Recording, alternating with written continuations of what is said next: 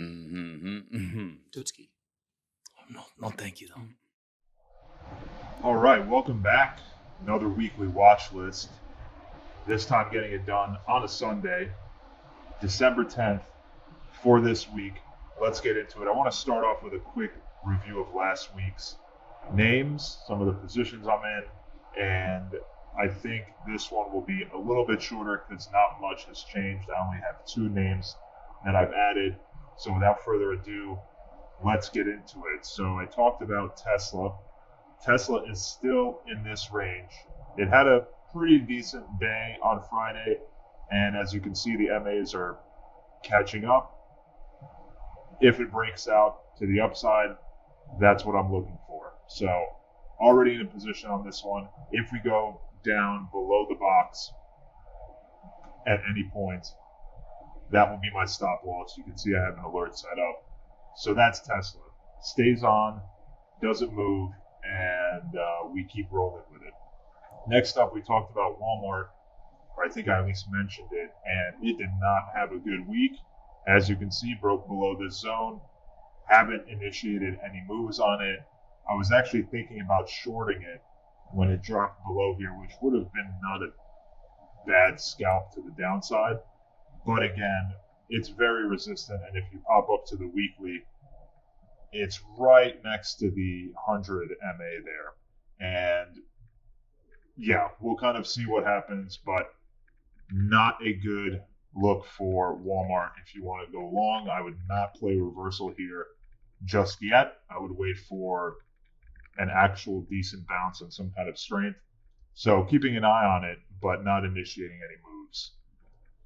Carvana, I think we talked about last week as well. It again tested this zone here. I have a small teaser short position on it. There is a gap here that I'm looking for it to potentially fill, and we'll see kind of what happens this week.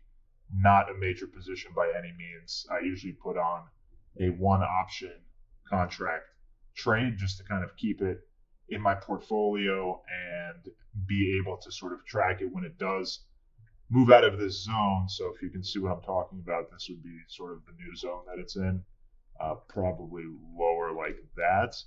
Once it goes one way or another here, either to the upside or to the downside, I would not go long on it. I would wait for a decent short position, so that's what I'm going to be looking for.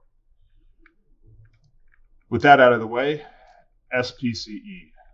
It's pretty much hitting this and being rejected. It had a strong close on Friday, so we'll see what tomorrow brings. If it can actually break through here, I will be initiating a short position on it.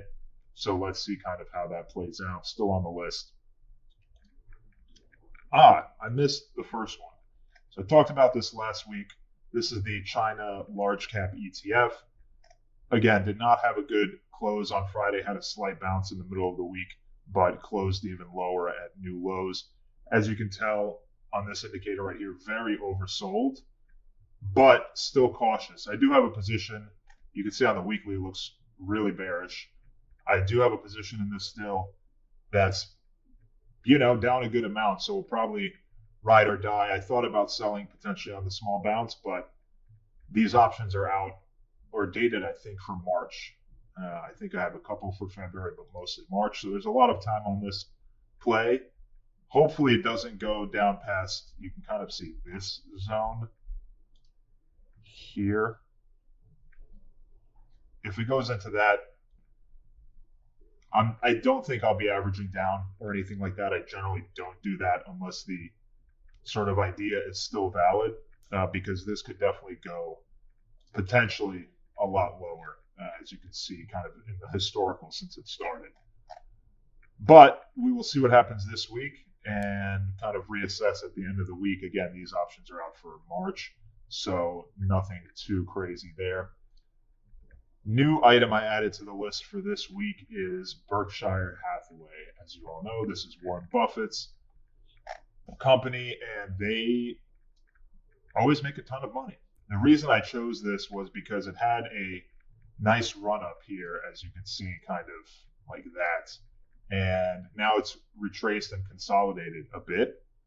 So to me, this is the area, the zone it's in, and it had a decent bounce here at the bottom of this zone. It bounced a little bit higher off the MA. I'm considering adding this as a long position.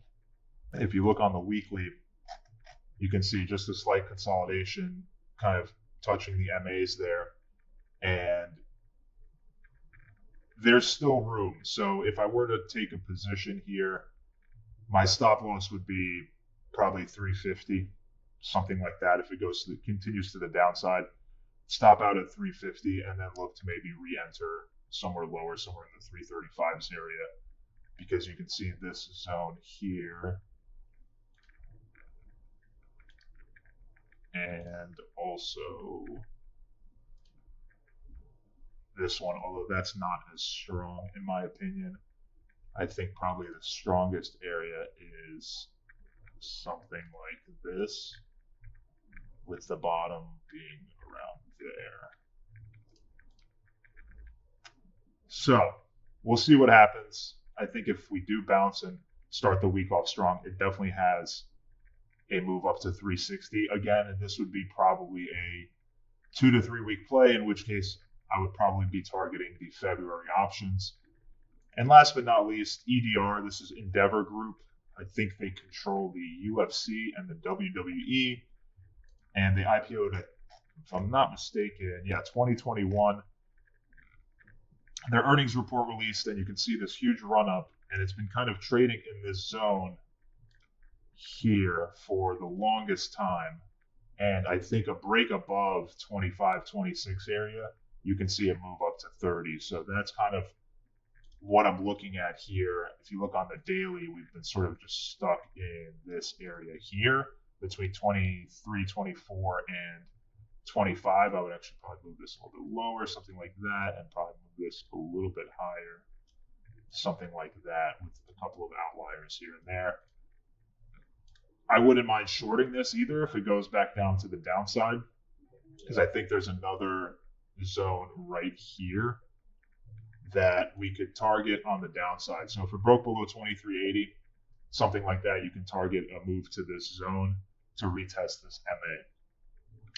That's pretty much it. No crypto. Crypto's kind of stayed the same. If we take a look really quick at Ethereum, let's just take a look. Yeah, broke out of this area here, broke out of this zone 220, 228, and 2,200 to go up to 2350-ish area. So now this is the new zone on the daily anyway. And we'll see what happens. Still bullish overall crypto, especially going into next year. That should do it for at least this week. Good luck out there, and see you back here next week for another watch list. Thanks for watching.